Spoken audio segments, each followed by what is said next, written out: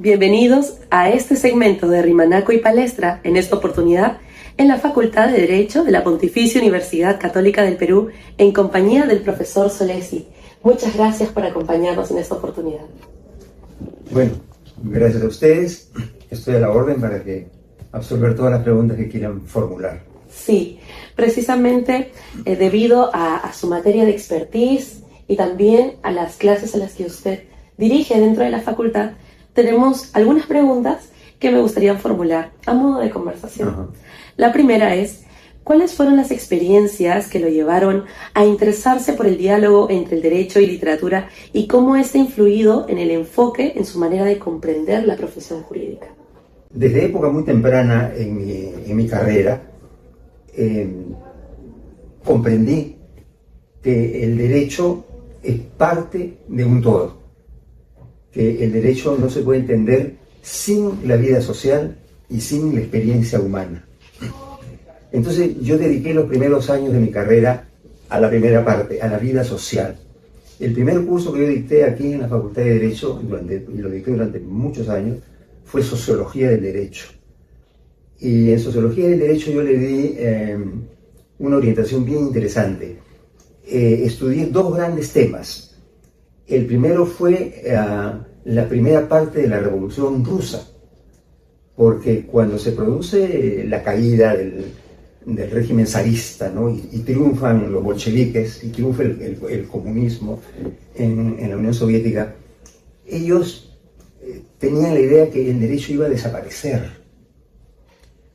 Hay un autor muy famoso que decía, el triunfo de la revolución no significa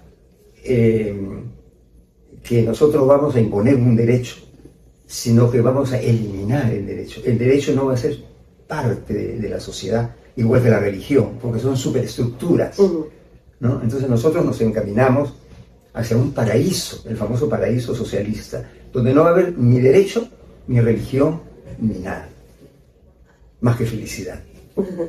Pero, digamos, los vaivenes sociales, económicos y las guerras, ¿no?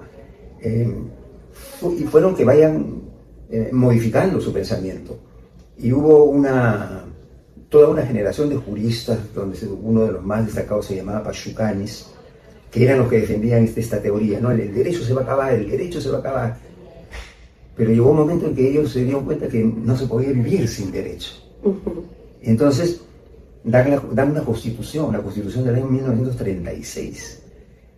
Y claro, proceden de una manera terrible, ¿no? Porque a todos los que participaban de la primera parte, o sea, de la idea de que el derecho iba a desaparecer, simplemente los ejecutaron, sin más trámite.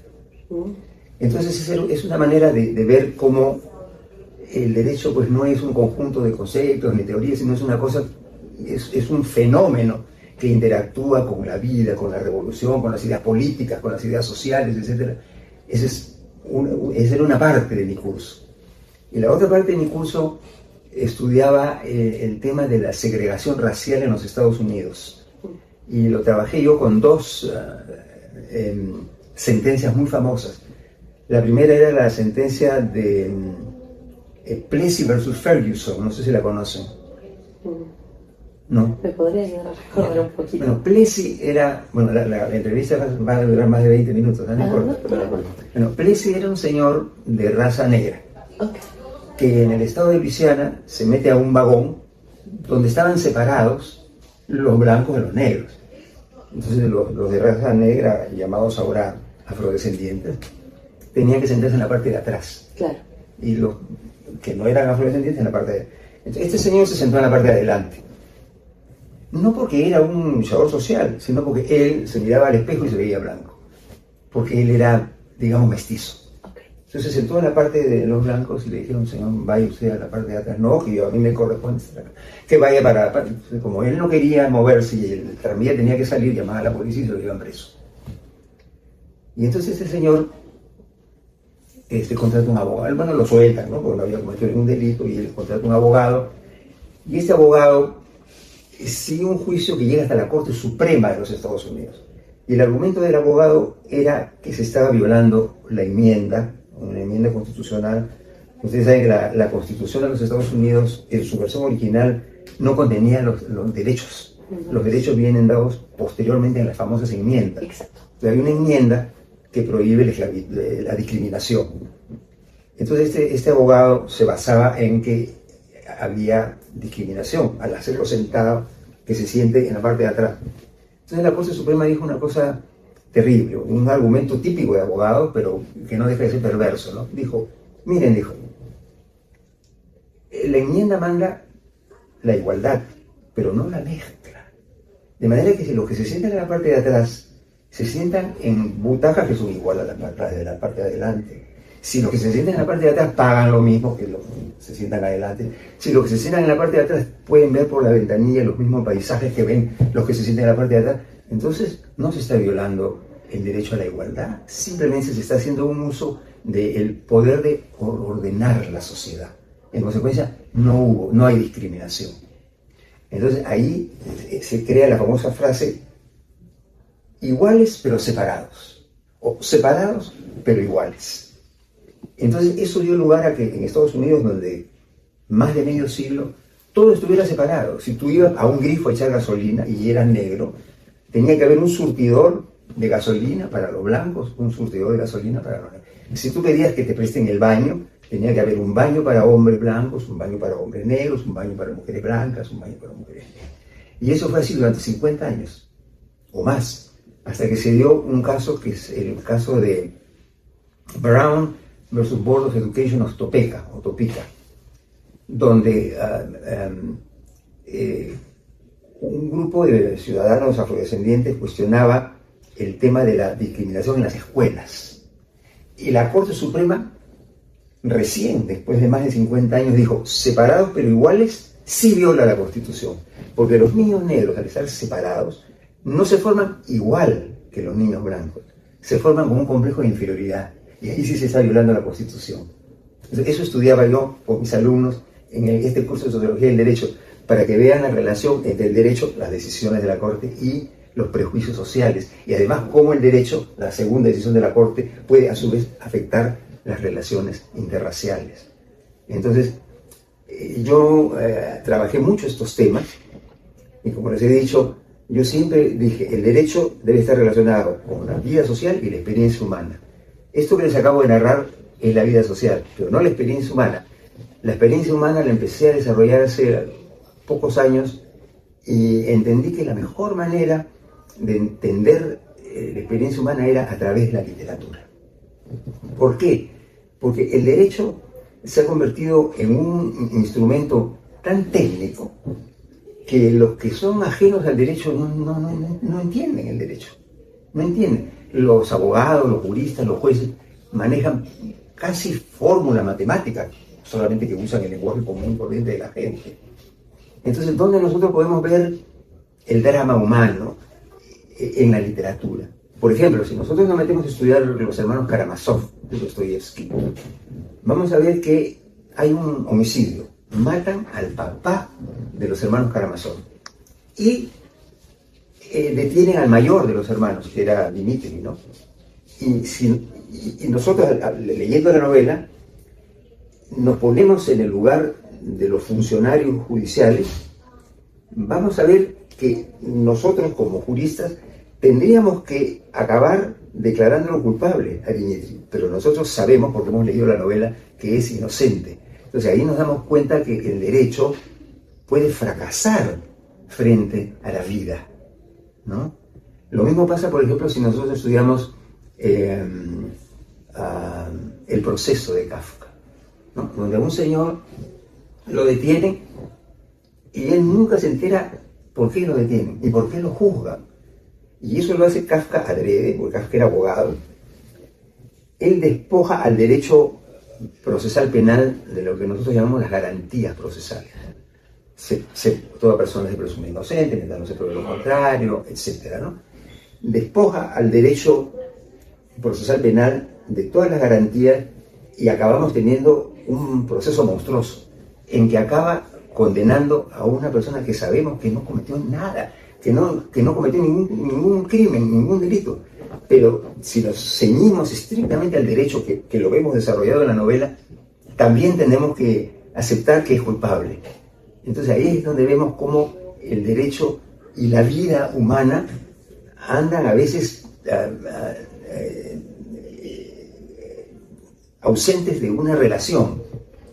Y de esa manera, estudiando la literatura, vamos a poder reconciliar el derecho con la vida. Y por eso es que yo trabajo ahora estos temas de derecho y literatura. De hecho, he publicado recientemente un libro que se llama Los procesos en la ficción, ¿no? Donde desarrollo el juicio de Dimitri Karamazov, de los hermanos Karamazov, el juicio de Joseph K. en el proceso de Kafka, el juicio de Mersol en El extranjero de Camus, el juicio de Mr. Pickwick en una novela de Charles Dickens que se llama Los papeles póstumos del Club Pickwick, y el juicio de Billy Budd en una novela de Melville, que es el autor del famoso Moby Dick, donde condenan también a un inocente y lo ahorcan en un barco durante las guerras napoleónicas. Bueno, eso en cuanto a la primera pregunta. Y justo usted mencionó que la literatura es entonces el espacio en el que el derecho se relaciona con la persona. Con la vida. Con la vida. Con la experiencia humana. Exacto. ¿Cree que ese entonces es el aporte de la literatura en este círculo jurídico o en lo que conocemos como derecho? La literatura puede aportar muchas otras cosas, no solamente eso, ¿no? La literatura, por ejemplo, puede aportar a la cultura jurídica. Ese es un tema, por ejemplo, que no se estudia mucho en la Facultad de Derecho. Nosotros vivimos dentro de una cultura social, una cultura económica, una cultura antropológica, pero también dentro de una cultura legal. Y los jueces y los abogados también tienen una cultura legal. Y esa cultura legal es la que determina, al fin de cuentas, muchas veces los resultados de los procesos en los que interviene el derecho. Entonces la literatura muchas veces nos muestra, muchas veces no siempre, nos muestra la cultura legal en la que viven inmersos los jueces, ¿no? De hecho, hay muchas obras en las cuales el juez dice, y algunos teóricos del derecho han dicho que así es como procede la mente del juez, que el juez cuando tiene un caso, por ejemplo un caso penal, primero se forma una impresión de si es culpable o inocente según su cultura, su ideología, su conocimiento del lugar, su conocimiento de la gente, etc. Y se forma inmediatamente una idea de si es culpable o inocente. Y después echa mano del derecho para justificar esa primera impresión que se formó. Pero esa primera impresión la sacó no de las categorías jurídicas, sino de su cultura jurídica. Y eso también nos lo da la literatura. La literatura también nos enseña, por ejemplo, que el derecho le ha aportado a la humanidad determinadas categorías que se pueden usar en otros ámbitos, ¿no? Por ejemplo, los delincuentes tienen un derecho que se llama la ley de Lampa, ¿no? La ley de Lampa, donde hay que cumplir, no se puede recurrir nunca a la autoridad, ¿no? Por ejemplo, la película El Padrino, si ustedes la han visto, ¿no? Hay una primera escena donde un hombre va donde el padrino, ¿no? Y le dice: quiero que usted haga justicia porque a mi hija la han violado. Han violado unos chicos a quienes los han declarado libres de toda culpa. Y quiero que su gente vaya donde estos chicos y les dé una paliza. No quiero que los mate, pero que les dé una paliza por lo que le han hecho a mi hija, la han violado. Y el padrino le dijo: pero tú has debido venir donde mí primero. Yo soy el que soluciona los problemas. ¿Y tú dónde fuiste? No, yo fui a la policía. ¿Y por qué fuiste a la policía? Bueno, porque yo me siento un ciudadano de este país, eran inmigrantes italianos, ¿no? Y quiero ser parte de los Estados Unidos. ¿Quién? No, le dijo. Nosotros no recurrimos nunca a la autoridad. Nosotros todo lo soluciona el padrino, ¿no? Esa es también la penetración de categorías jurídicas a otras áreas del derecho, ¿no? O el código de los samuráis, por ejemplo, que es una especie de derecho también, ¿no? O en su momento el código de los piratas, que también era un derecho extraoficial. Todo ese mundo gigantesco nos lo da la literatura. Ciertamente hay mucha riqueza, hay mucho bagaje cultural también, del cual nosotros nos nutrimos cuando leemos e identificamos, ¿no?, bastantes instituciones jurídicas en libros y en películas. Y en ese contexto, ¿cómo esto hace frente a una tendencia más tecnicista en las aulas o en la realidad jurídica de típico estudiante de Derecho, donde se nos enseña tal vez a memorizar conceptos, normativa, principios, etcétera? Entonces, ¿por qué considera relevante que estudiantes y profesionales incorporen perspectivas interdisciplinarias en su formación? Claro, porque si tú trabajas solamente con las categorías jurídicas, vas a ser fácilmente reemplazado por la inteligencia artificial. Sí. Yo he hecho un experimento. Yo tuve hace muchos años, yo ejercí, ahora estoy retirado, ¿no?, pero yo ejercí la abogacía muy intensamente durante más de 20 años y tuve un caso complicadísimo, pero que lo solucioné. Entonces le dije a la inteligencia artificial, le dije expresamente a ChatGPT, le dije, te voy a poner a prueba. Primero le hice una pregunta sobre el agua, ¿no?, porque la gente piensa, ¿no?, que todo lo que se mueve en el mundo de la computación está en la nube. La gente cree que se está en una nube. No, todo, absolutamente todo lo que hay en el mundo de la computación está en unas computadoras especializadas que están en unos edificios especiales, y estos edificios son cuadras de edificios, verdaderas como ciudades universitarias de edificios, y estas computadoras que funcionan todo el día necesitan ventilarse, claro, y se ventilan con agua. Entonces, el agua que se está acabando, nos preocupamos porque el agua se usa mucho en minería, o porque el agua se pierde en el mar, porque no se hacen reservorios suficientes, pero no nos damos cuenta que una gran cantidad de agua se va a mantener la refrigeración de los servidores que permiten la existencia de la inteligencia artificial. Entonces le pregunté a ChatGPT, ¿eso es así? Y me dijo que sí, que era así, pero que ahora están tratando de usar otros medios, que por aquí, que por allá. Y luego le dije, te voy a poner a prueba, le dije, ChatGPT. Y le puse un caso que yo tuve, complicado. Y ChatGPT me desarrolló exactamente todos los conceptos jurídicos que yo usé. Todos los conceptos jurídicos que yo usé. Pero ese juicio, yo no lo gané al de los tribunales, no, llegué a una transacción con la otra parte. Y llegué a una transacción con la otra parte porque yo conocía la cultura en que se movía la otra parte, la sociedad en la que nos movemos, las expectativas futuras que tenían estas personas que estaban en este litigio. O sea, el mundo que rodea al conflicto individual. Eso no lo puede tener nunca la inteligencia artificial, porque eso tú lo hueles, lo percibes, lo vives, lo has vivido, ¿no es cierto? Entonces, de allí viene la necesidad de que los estudiantes de Derecho no sean técnicos en Derecho, sino que sean conocedores del Derecho y conocedores del mundo donde van a aplicar y solucionar las normas y solucionar los casos. El mundo, la cultura, las vivencias, la historia, todo eso tiene que conocer un abogado para ser un excelente abogado. Justo ha llegado al punto de la siguiente pregunta, y es, ¿qué distingue a un abogado técnicamente competente de uno verdaderamente excelente, ¿no? ¿Qué lugar ocupa la ética, la prudencia y la sensibilidad? Está prácticamente ya lo he contestado, ¿no? Sí, pero claro, voy a volver sobre lo mismo, ¿no? Un buen abogado es un abogado que conoce su ley, que conoce la doctrina, que conoce los casos similares y cómo han sido solucionados, que puede eventualmente conocer el derecho comparado y punto. Ahí para. Un abogado excelente es el que, conociendo todo eso, sabe cómo la respuesta que él va a conseguir va a influir en las personas, en las familias y en la sociedad en la que actúa. Y va a hacerlo siempre, un abogado excelente, teniendo siempre como un telón de fondo la ética.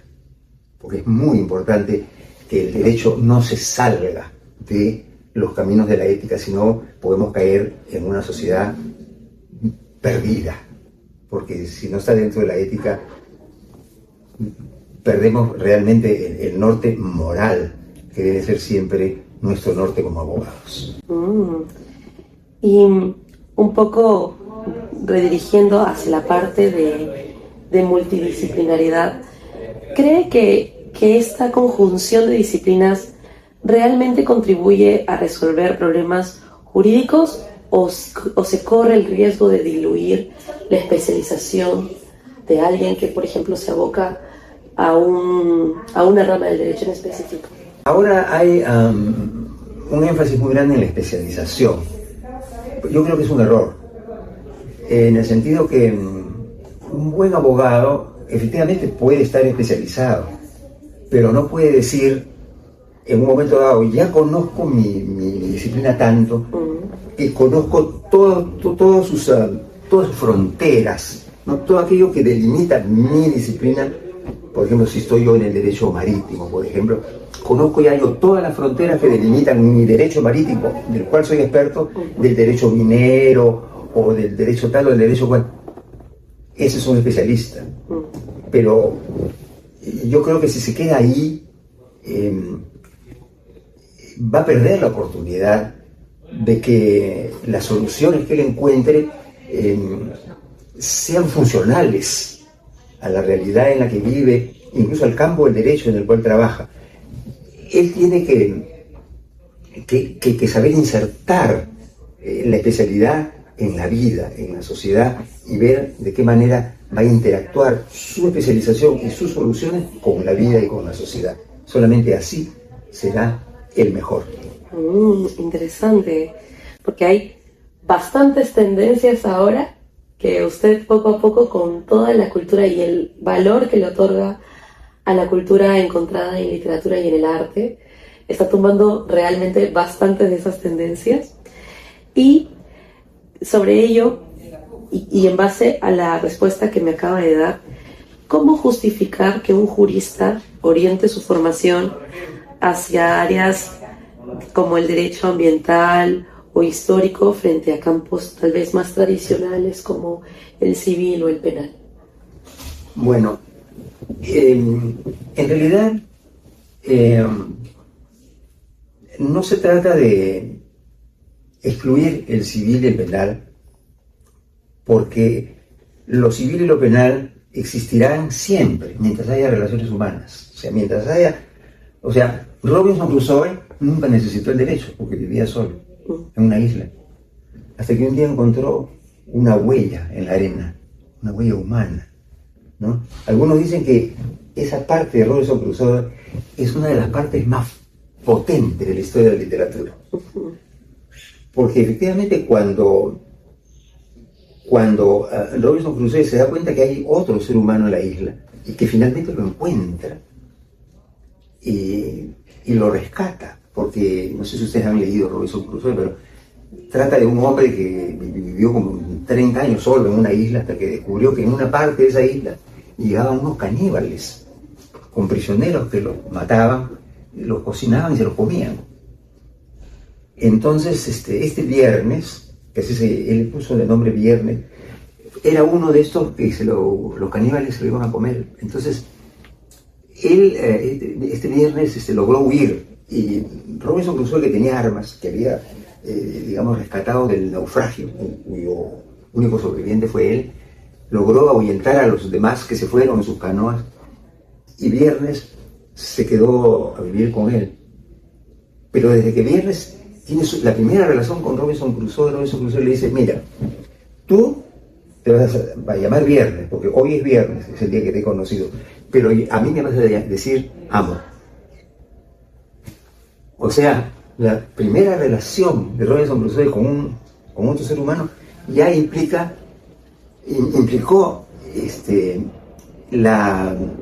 el sometimiento.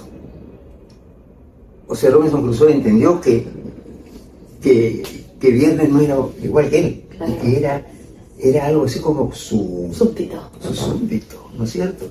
Entonces, mientras haya seres humanos, siempre va a haber derecho civil y derecho penal. Entonces, olvidémonos de eso. Siempre va a haber. Especialización, ya lo he dicho, es útil la especialización, pero siempre sin perder de vista la necesidad de entender los fenómenos sociales, históricos, económicos y la experiencia humana, las pasiones, las emociones, las vivencias, la felicidad, todo eso, sin perder eso de vista. Hemos llegado ya casi al final de la entrevista. ¿Qué le recomendaría a quienes hoy estudian Derecho para formar no solo buenas habilidades técnicas, sino también una mirada crítica y humanista de la profesión? Bueno, muchas de las cosas están implícitas en lo que ya yo he dicho, pero lo puedo sistematizar claro. en esta pregunta. Lo primero es que tienen que conocer su derecho. Un buen abogado tiene que conocer el derecho, tiene que conocer la legislación, la jurisprudencia, la doctrina, el derecho comparado, pero no debe quedarse ahí. Ya he desarrollado a lo largo de la entrevista que él necesita conocer las relaciones entre el derecho y otras disciplinas. De hecho, en la facultad hay cursos, hay derecho y sociología, hay derecho y economía, hay derecho y cine, hay derecho y literatura, hay derecho y psicoanálisis. Yo creo que un estudiante de derecho debería matricularse en la mayor cantidad posible de ese tipo de cursos para enriquecer su formación.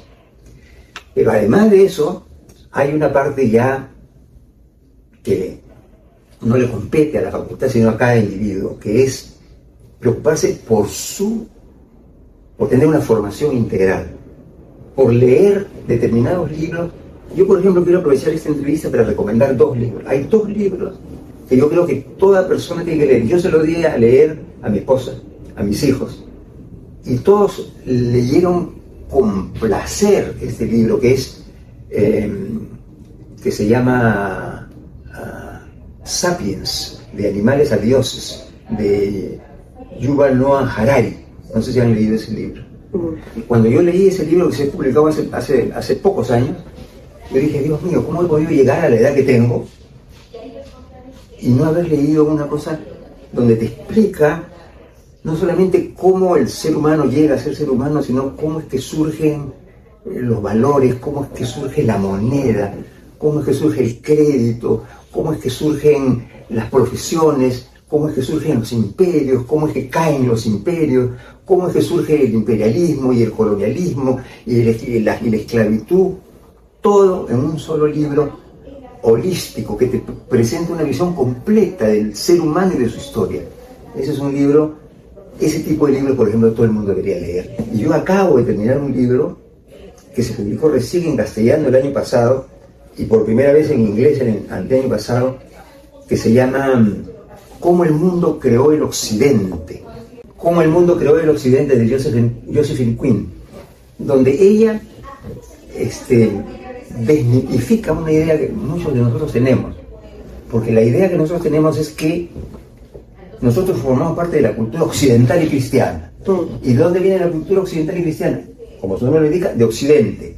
¿Y qué cosa es Occidente? Los griegos, que de allí pasaron a los romanos, y de allí hubo una época de oscurantismo, que es la época de las invasiones bárbaras y de la Alta Edad Media, y luego viene el Renacimiento, donde surge digamos, una revalorización del mundo clásico, y de ahí pasamos a la Edad Moderna, y de ahí llegamos al mundo de hoy. En este libro se dice, bueno, eso es un mito. No ha habido Occidente, lo que ha sido relaciones permanentes entre los que han vivido en Europa antes del descubrimiento de América y los que vivían en el Oriente. Y muchas de las ideas que nosotros creemos que se originaron en Grecia o en Roma, se crearon en el Oriente, en rigor. Incluso el cristianismo es una religión oriental. El cristianismo no surgió en Grecia, ni en Roma. En Grecia creían en el panteón de los griegos, en Afrodita y en Dionisio, ¿no? Y los romanos en Zeus, en Júpiter, etc. El cristianismo es una religión que viene del Oriente. Y muchas cosas, muchos aspectos vinculados con la arquitectura, incluso la estructura de la Ilíada, se puede rastrear en una serie de historias de pueblos antiguos, los aportes que han hecho, por ejemplo, la India, con el descubrimiento del cero, el descubrimiento del álgebra, los aportes que han hecho los egipcios, que han hecho los babilonios, etc. Todos los aportes de los fenicios, que fueron los que llegaron hasta España y dieron la vuelta a la península ibérica y llegaron a las costas de Inglaterra en busca del estaño con el que se hacía la aleación del cobre para conseguir el bronce, claro, que explica toda la edad de bronce. Claro. Todo eso no es que hay Oriente y Occidente, lo que ha habido es una vida permanente de relaciones, de relaciones comerciales. Es bien interesante estudiar eso, ¿no? Entonces, leer ese tipo de libros es fundamental. O sea, primero los cursos, Derecho y Literatura, Derecho y Sociología, Derecho y Psicoanálisis, Derecho y Economía. Luego leer este tipo de libros holísticos que nos dan una visión integral de la cultura, de la historia, del ser humano. Luego, suscribirse a una buena revista, por ejemplo, The Economist. Yo creo que es, para mí, la mejor revista sobre relaciones internacionales, sobre economía, etcétera, etcétera. Es una revista inglesa y que tiene una versión online, a la cual yo estoy suscrito, ¿no? The Economist.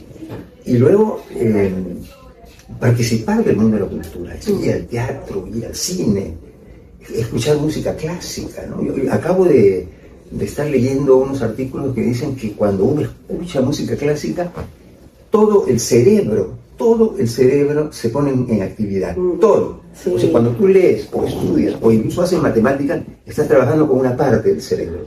Pero si escuchas música clásica, todo el cerebro está en actividad. Exacto. Y al estar en actividad todo el cerebro, se activan las endorfinas, que a su vez te crean una sensación de bienestar.